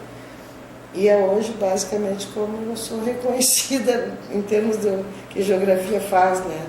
Então isso é interessante, porque é uma coisa que me surpreendeu depois, né? No processo. Porque até a defesa eu achava que estava tudo dentro de alguma coisa que fosse assim, nada de, de excepcional, de ineditismo. Na verdade não é excepcional, mas ineditismo pelo fato de ninguém ter dito aquilo antes, né? E eu só percebi depois, o que é extremamente gratificante isso, né? Eu não sei se seria por aí que tu queria falar da minha formação, mas eu rapidamente também gostaria de dizer que nesse momento também, 77 é quando ocorre uma abertura política, né? e o movimento estudantil retorna, e eu estava na USP. Então eu vivi a ascensão do movimento e as reuniões, esse movimento de rua, participei de algumas em São Paulo, vivi circunstâncias do fechamento da própria USP em 77, nós não podíamos entrar na universidade, o retorno dos helicópteros voando em cima das nossas cabeças, e nós na aula na USP, reuniões assim com presença ainda muito forte, muitos estudantes universitários, mas muita repressão ainda, brucutu, cavalo andando pelo meio, e a gente ali na pressão. Nesse momento de retorno, eu estava na USP e ainda vivia essa nova circunstância, nós aí já no mestrado, né, em 77.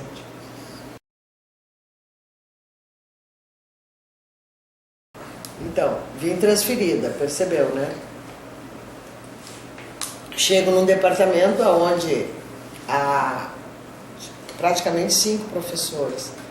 Um professor, que inclusive muito conhecido nacionalmente, o professor Gervásio Neves, era um professor que dava geomorfologia, inclusive das humanas, né, para te ver as circunstâncias do departamento, ele dava geomorfologia também. E aí ele estava num processo de aposentadoria, e é na URGS que eu vou começar a dar aula de geomorfologia. Então, isso já tem quantos anos, né? Então, quando eu venho para Porto Alegre, ali em 83, eu entro no doutorado na USP, e sigo pela geomorfologia, mas é só em 85 que eu venho transferida oficialmente para a URGS, entendeu?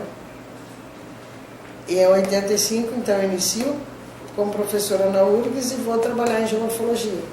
Aí, na época, eu vou trabalhar com geomorfologia, hidrologia, e tinha uma terceira disciplina. Ah, não, geomorfologia 1, geomorfologia 2, que os nomes não eram esses, e hidrologia. Então, aí, realmente, eu me dedico a ensinar geomorfologia e começo o processo de pesquisa. Como foi a minha chegada, né? Eu chego num departamento de uma universidade que se considera, né, uma das grandes universidades do país. Eu venho do interior, tu viu a minha trajetória, e eu venho da campanha com uma linguagem, um sotaque completamente diferente.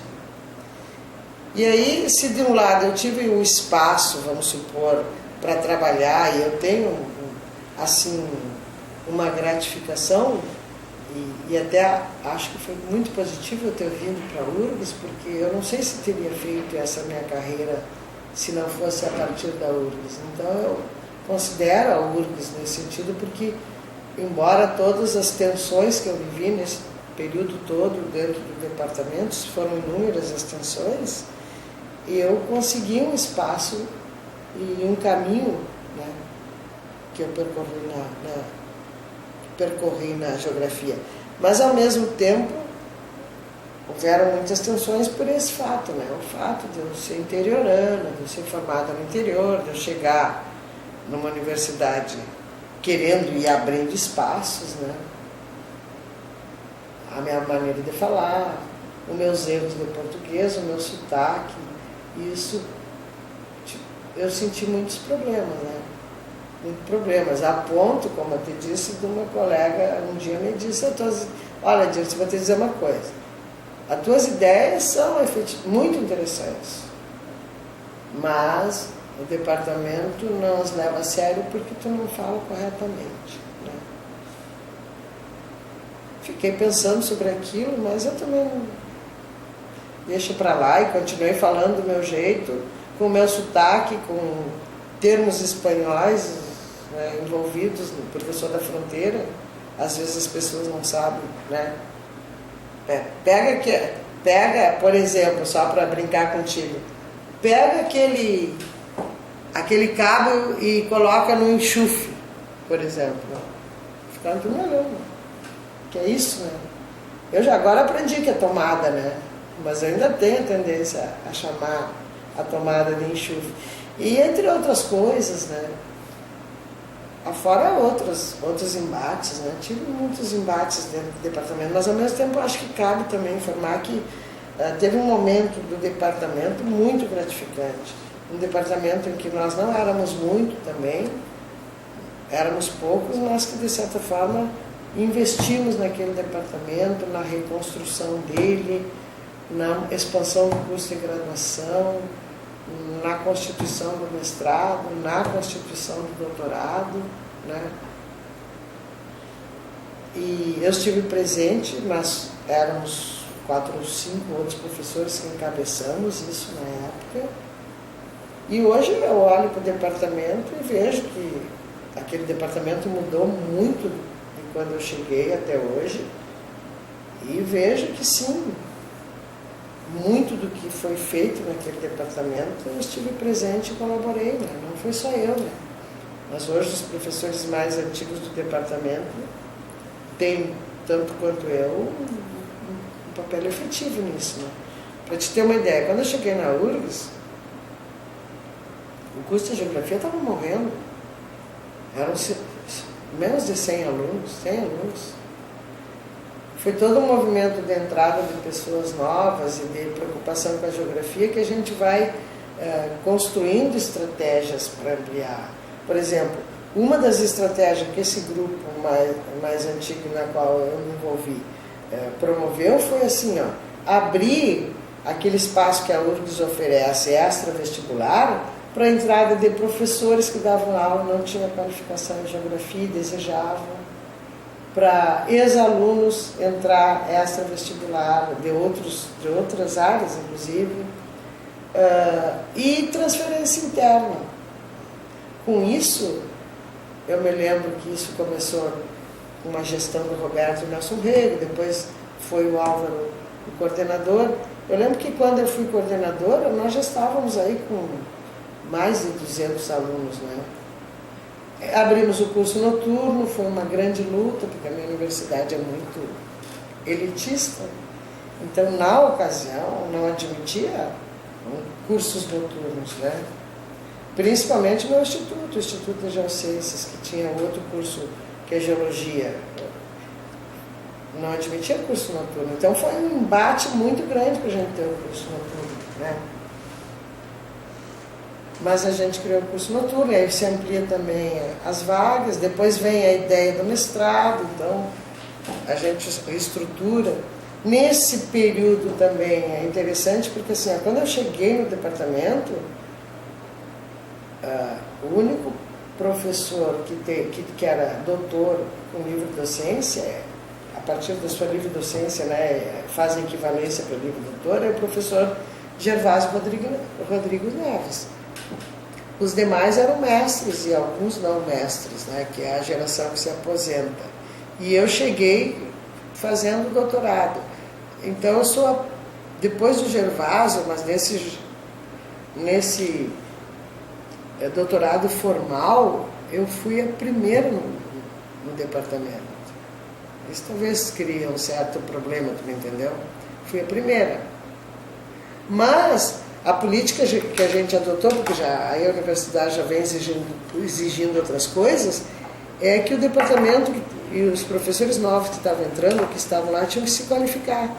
Então, na década de 90, embora a gente criasse o curso, ampliasse as vagas, criasse o curso noturno, começasse a pensar o mestrado, que foi no final dos anos 90, por conta que nós precisávamos de uma formação, todos os professores que entraram no departamento, que já estavam trabalhando, mas que tinham mestrado, porque na época era possível, mas não tinham doutorado, eles foram se doutorar. Então foi um período também que o departamento contou com um quadro muito pequeno, e eu estive lá presente porque eu já estava doutorado, entende? É quando sai Álvaro, é quando sai Roberta, é quando sai a Rosa, é quando sai tantos outros que vão dar depois, né, a base para essas coisas todas.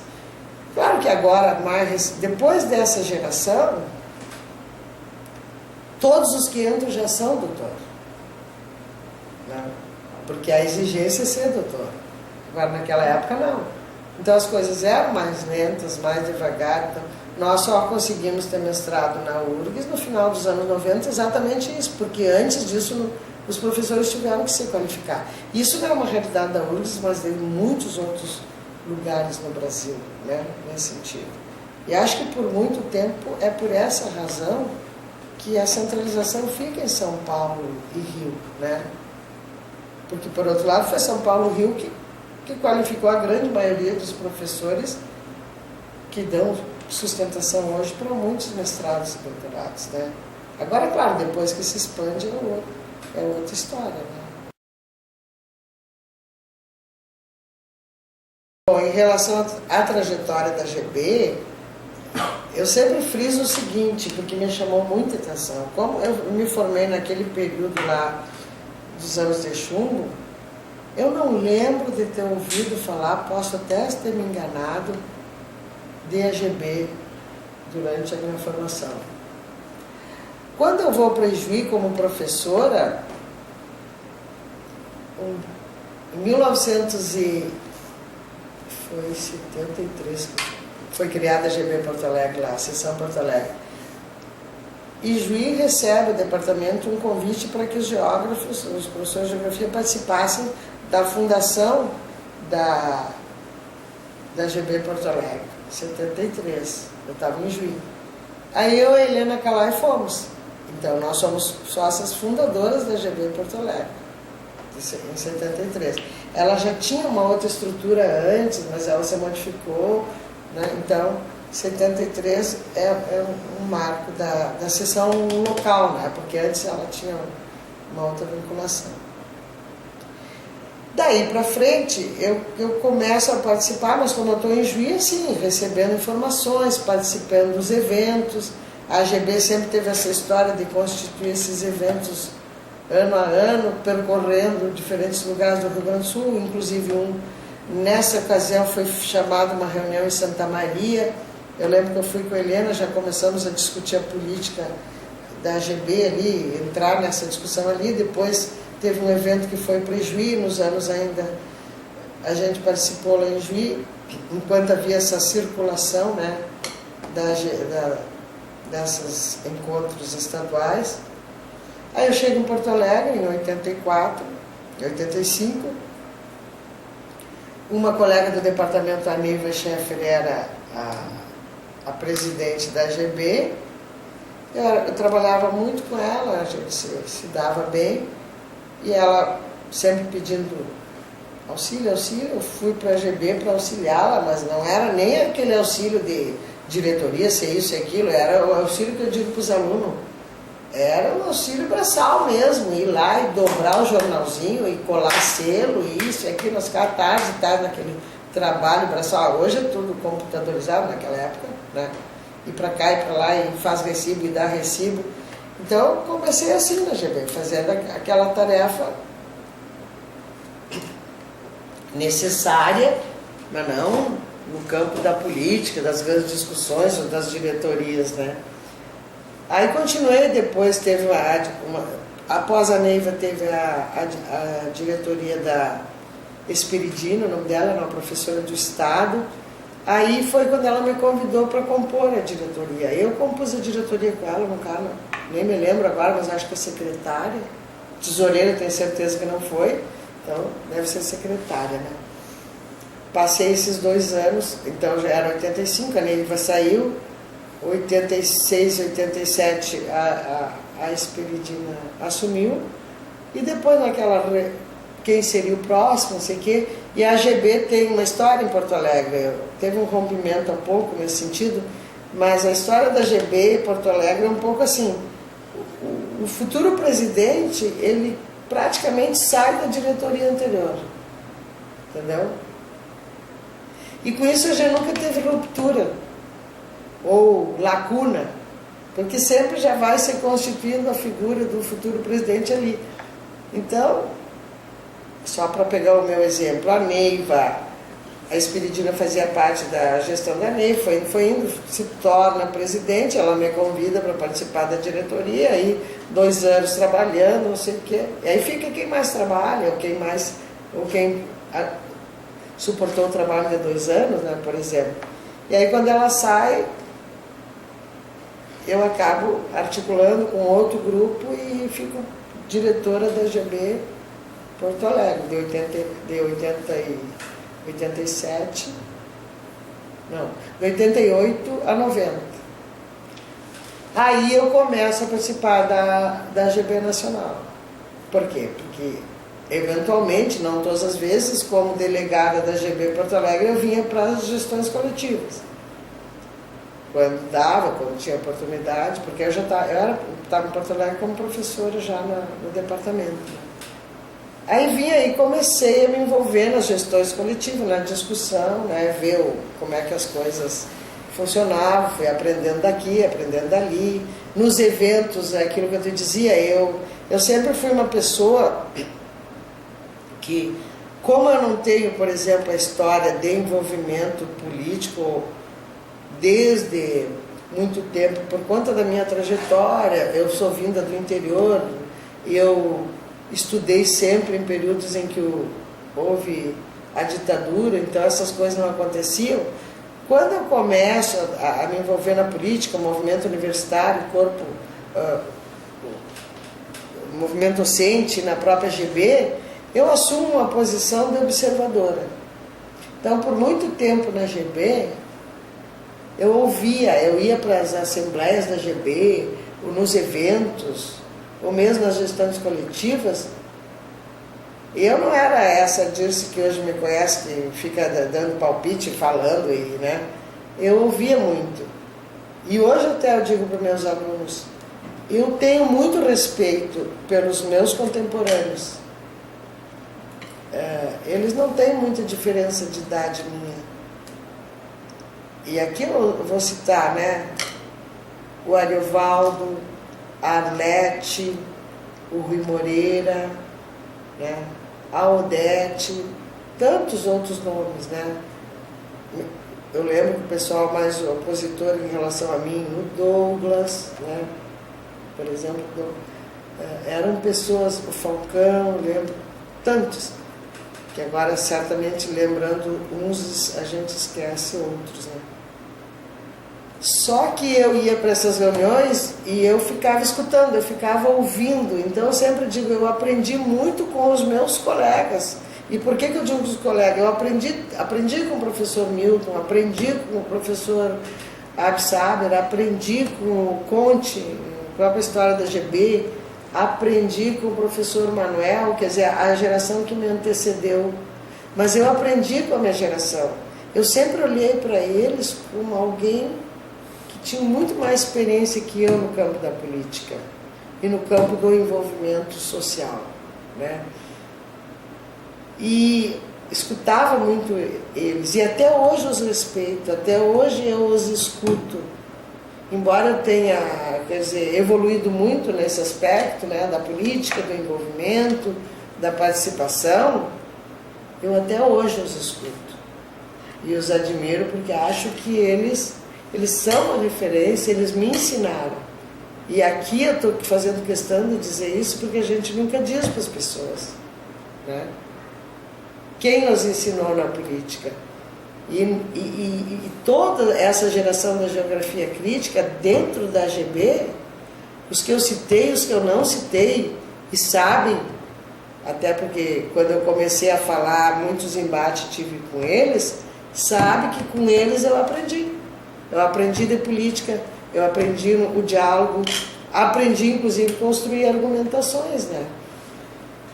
Mas aí, em 88, como eu começo a participar da gestão coletiva, eu começo a aprender essas coisas e chega lá foi um pouco antes, em 88 foi a eleição da Arlete. Na verdade, a minha gestão acho que foi 87, todo 87 e todo 88, lá em Porto Alegre. Aí a Arlete se candidata, a gente constrói uma gestão, eu estou lá também. Foi uma coisa que aconteceu que eu não imaginava, de repente veio uma colega e disse, Dirce, tu não quer fazer, como diretora da GB Porto Alegre, tu não quer fazer parte da gestão da Arlete? De como assim, mas que experiência eu tenho, né, para ir já fazer parte de uma diretoria nacional? Não, mas não tem problema, porque a Arlete tem experiência, já vice também, e a gente vai ajudar no dia a dia. Aí eu disse, não, tudo bem.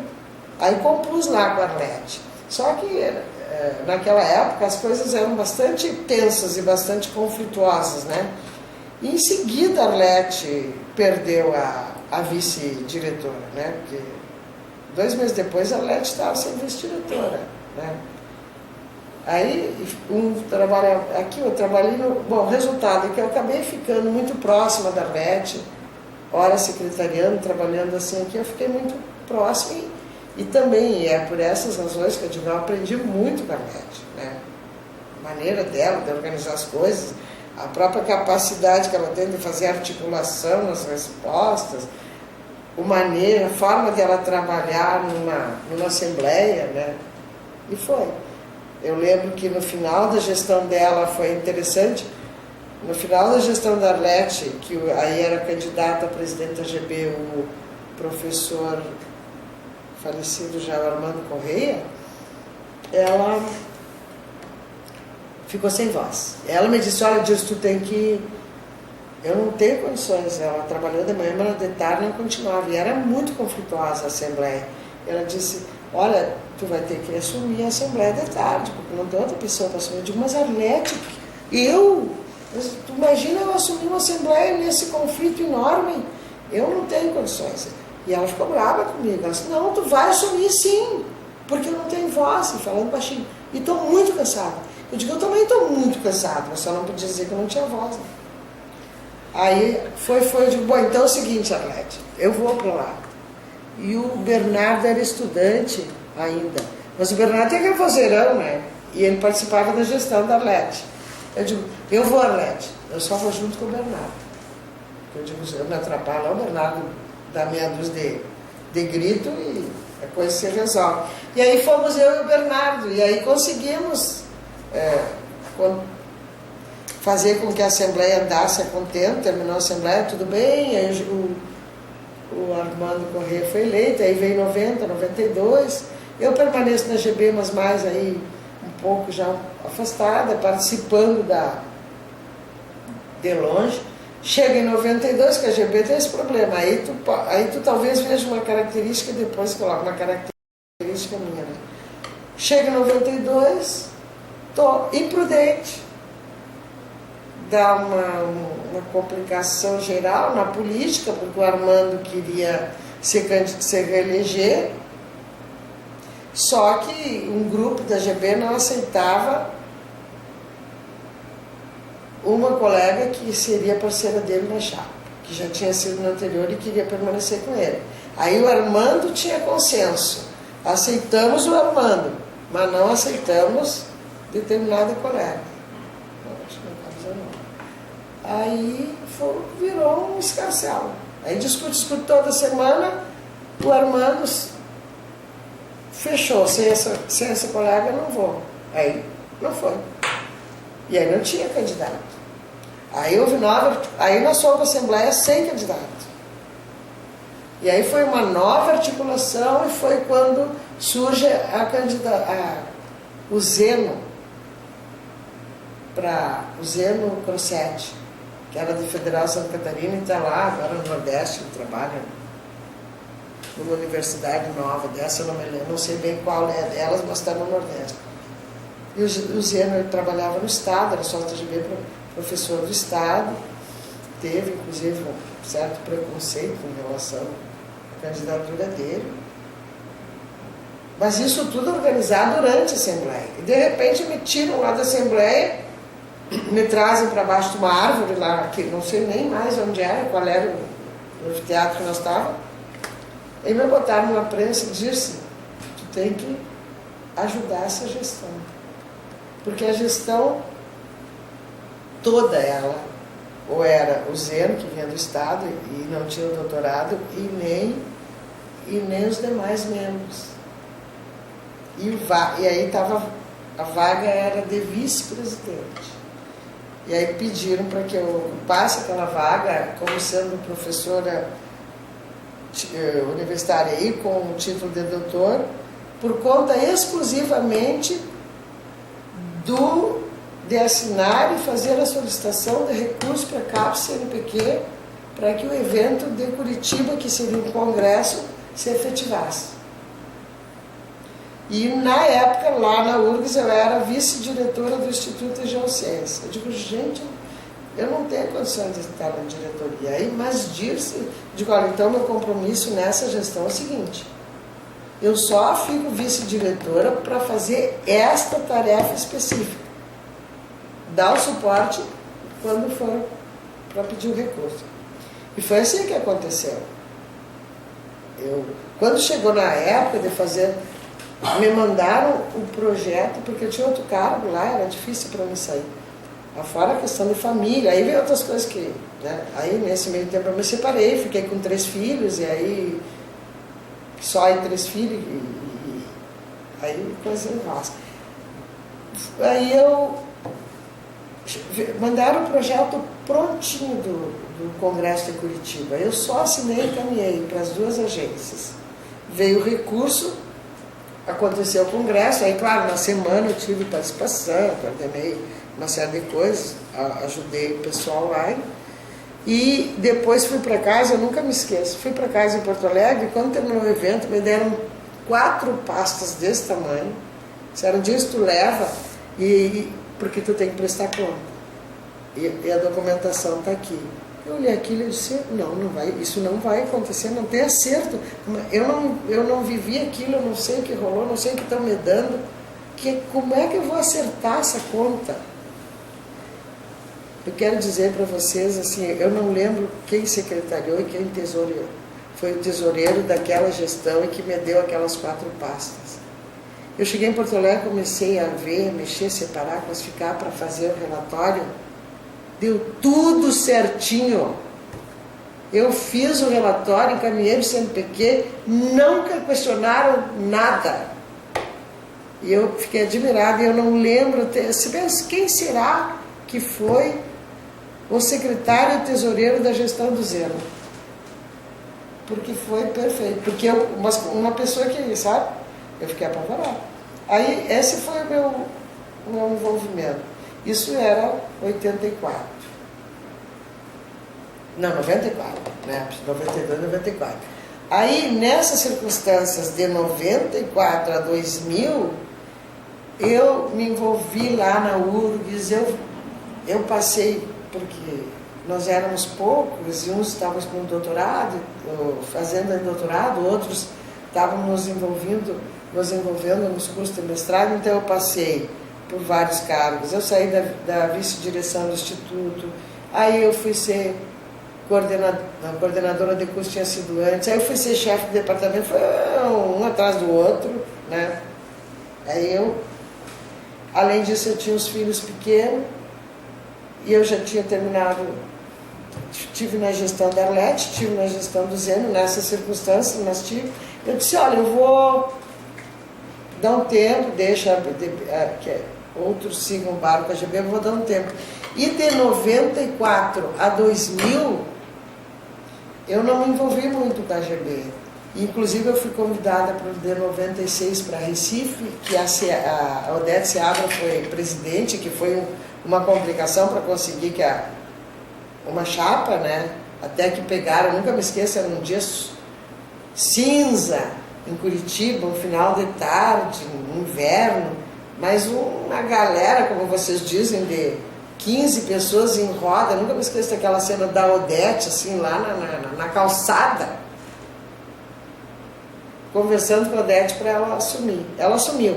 Aí em 96 ela me convidou para ir para o evento e eu não fui. 96. 98, eu não me lembro onde foi depois de Recife. Foi em Santa Vitória da Conquista, na Bahia, se eu não estou enganado. Eu também não fui. Aí chegou 2000, foi Florianópolis, e eu saí bem faceiro, de bom, vou lá pro ENG, vou rever os amigos, né, porque a minha decisão era, não, eu já tinha dado a minha contribuição. Aí cheguei lá e começou aquela história da política de novo, e eu não tinha pretensão de me envolver. Quer dizer, com isso que eu quero dizer assim, eu me envolvi na GB, mas as coisas foram acontecendo, eu não tive um projeto, eu quero. E aí eu chego lá, um dia eu venho passando lá no campo, sozinha, até eu ir de um lugar para outro, vem um colega meu da URGS, o Álvaro, e diz assim: Dirce, Carlos Walter, o Bernardo, e não me lembro o terceiro nome, querem falar contigo. Eu digo, para onde eles vão? Eles passaram para lá, então eu digo, eu vou para cá e tu diz que não me encontrou, que não me encontrou, né? Tu não diz para ele que tu me encontrou. Ele, não, tá bom, não sei o quê. Aí foi muito engraçado, porque aí eu fiz a volta por aqui de um prédio, que eu digo, eu vou dar jeito de... Aí quando eu chego na ponta do prédio, eles tinham ido para lá. Aí eu me encontrei com eles, os dois. Aí não, disse, não, vamos lá, tem que colaborar, nós estamos lá numa reunião para discutir a associação, vamos lá, como tu tem experiência, vamos debater, não sei o quê. Aí me levaram para tal de sala essa, né? Aí vai, qual é o perfil, não sei o quê, faz o quê, quem pode, quem não pode. Eu sei que ninguém pode, não posso, não posso. A Dirce, tu pode. E aí, casualmente, em 2000, eu tinha largado todos os cargos lá, eu tinha passado por todos os cargos, não queria mais saber, e era outra. Fui para a GB para rever os amigos, estava livre, né? Não tinha mais cargo universitário, não tinha grande envolvimento com a GB. Caí. Aí me tornei candidata de novo a presidente da GB, aí foi 2 anos, até 2002. Aí foi uma gestão para mim muito gratificante, aprendi muito também. Foi extremamente desgastante também, porque foi na minha gestão que se construiu o tal de movimento sem crachá, né? Que promoveu momentos de muita tensão lá em João Pessoa, muito conflito. Todos eles foram não superados, mas foram trabalhados. Enfim, a assembleia foi muito longa. Aí eu vou contar uma novidade, até porque o João Oswaldo era meu secretário e estava na mesa comigo. Quando foi para ir para a assembleia final, eu, como já conhecia a GB, eu disse, olha, você se prepare, porque nós vamos apanhar de todos os lados, né? E aí fomos Ricardo Augusto, eu e João Oswaldo sentamos na mesa. E aí começou a assembleia. A assembleia começou depois da fala do Capel, 11 horas, meio-dia, e terminou às 10 da noite, né? E aí começa, né? Crítica. Fala toda semana de tensão com o movimento do sem crachá. Aquele debate, crítica, e nada estava bom, era só problemas, né? Eu nunca me esqueço, talvez tu precise cortar, não por mim, mas por causa do João. O João Oswaldo disse para mim, eu disse antes de ir para a mesa, e não tem choro, hein? Eu disse, qual é a nossa estratégia? Nós vamos receber crítica de todos os lados. Então, qual é a nossa estratégia? A gente só vai ouvir. Não vão entrar no embate essa altura do campeonato. Erramos, assume. Mas não vão se justificar mais, não tem mais como, né? Final de evento. Segundo, não pode chorar. Engole o choro. Aí estamos lá. Claro que eu mulher, tem essa coisa do choro fácil, mas eu disse não. Aí fomos. Chegou lá, começou aquela coisa violenta mesmo, de crítica, e o João Oswaldo olha para mim e diz, Dirce, eu não aguento mais, eu estou louco para chorar. Engole o choro, João. Não tem choro aqui. E aí foi, ouvimos todas as críticas, a gente falava naqueles momentos em que era para dar uma explicação de um mal entendido. Mas assim, entrar em confronto para dizer não é isso, porque foi feito isso, porque tu não valoriza isso, não. Então a gente recebeu todas as críticas possíveis, né? Agora, uma avaliação, ficava olhando de lá, quem vinha no microfone. Foram todas as críticas possíveis e eu comecei a ver que as críticas se repetiam. E no fundo, eram basicamente 9 colegas da geografia brasileira que se repetiram o tempo todo para fazer as críticas. Coincidentemente ou não, na eleição, quando eu fui ver a contagem dos votos na ata, eu tinha mais ou menos isso de voto contra.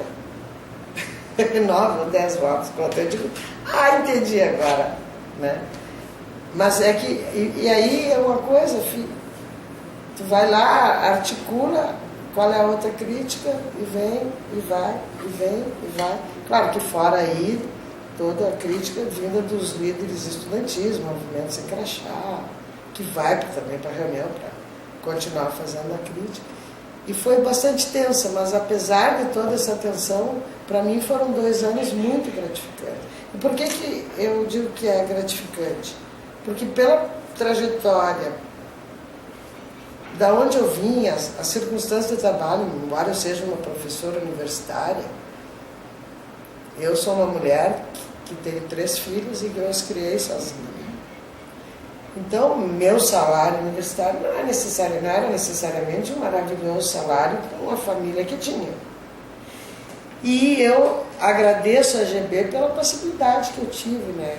Não que eu tenha usufruído, vamos supor, do parco dinheiro que a GB tem, porque a GB não tem dinheiro para fazer com que o seu presidente viaje. Eu digo na possibilidade que ela me deu de transitar pelo país. Embora esse trânsito tenha sido feito, no meu caso, na minha gestão, auxiliado pelas universidades, que sempre me convidavam para fazer outra coisa. Então tinha gestão coletiva, mas eu também dava uma palestra, dava um curso, então isso na minha gestão subsidiou muito a GB. E ao mesmo tempo eu agradeço a GB, porque se hoje eu conheço grande parte do país, se eu conheço uma enormidade de pessoas, colegas que trabalham na geografia, professores e bacharais, eu devo a GB. E para mim a GB foi fundamental na minha vida por isso. Eu vejo assim, mais do que a universidade, se eu tenho uma caminhada na geografia, ela foi feita por dentro da GB. Por dentro da GB, eu não tenho a menor dúvida. Até o reconhecimento do meu trabalho acadêmico, ele também perpassa pela GB. Então eu tenho uma grande gratificação pela GB e quando posso estar afastada, porque eu disse, olha, eu preciso me afastar, porque é preciso dar lugar aos outros, né? Então tem momentos que não é que tu abandone, o pessoal abandonou. Não, eu não abandonei a GB. O que eu acho é que esse espaço que foi tão gratificante para mim e que eu aprendi muito, precisa ser assumido por outros, né? Mas eu estou lá, se a GB precisar de mim, né? Estou presente. E me considero uma gebiana. Total a gebiana, né? Mas é uma trajetória que se faz assim, né? Da mesma forma foi quando eu cheguei na CAPES, não imaginava. Não sei se quando eu fui chamada para a CAPES pelo Maurício, que ele ligou e me disse, Dirce, a gente gostaria que tu participasse da comissão da CAPES. Eu disse, Maurício, tu está me convidando, uma pessoa que está sempre criticando essas coisas, né? Critica a avaliação, há pouco tinha escrito um livro criticando, um texto escrevendo, e ele, que é um texto criticando esse sistema de avaliação, essa correria, essa produtividade, produtivismo, e não dizer pessoas como tu que a gente precisa aqui, porque a gente precisa ter todos os pontos de vista para fazer andar isso aqui, né? E até eu disse, olha, tu está me convidando num momento ruim, porque eu estou no final da gestão da GB. E eu não vou, como presidente da GB, assumir alguma coisa, nem como... Ele, não, mas a avaliação começa no segundo semestre, e eu saí em julho da GB, então tu pode participar. Eu digo, tá bom. Eu digo, bom, então tá, vou lá e participo da CAPES. Então, e aí, por que eu contei isso? Porque depois, conversando com o Maurício, eu disse, Maurício, por que tu chega no meu nome para me convidar para ir lá na CAPES? Ele, pela tua atuação na GB. Eu ficar te ouvindo, Eu digo, ela é uma mulher interessante para o debate, né? Quer dizer, tem algumas convicções. E, então é isso, quer dizer, eu cheguei na CAPES pelo GB, né? Por conta dessa trajetória. Então eu acho que eu particularmente não tenho dúvida que quem me construiu na geografia é o trânsito pelo GB. Por isso que eu acho que vocês, hoje mais jovens, têm que assumir a GB, porque esse trânsito vem naturalmente, não precisa nem forçar, vem.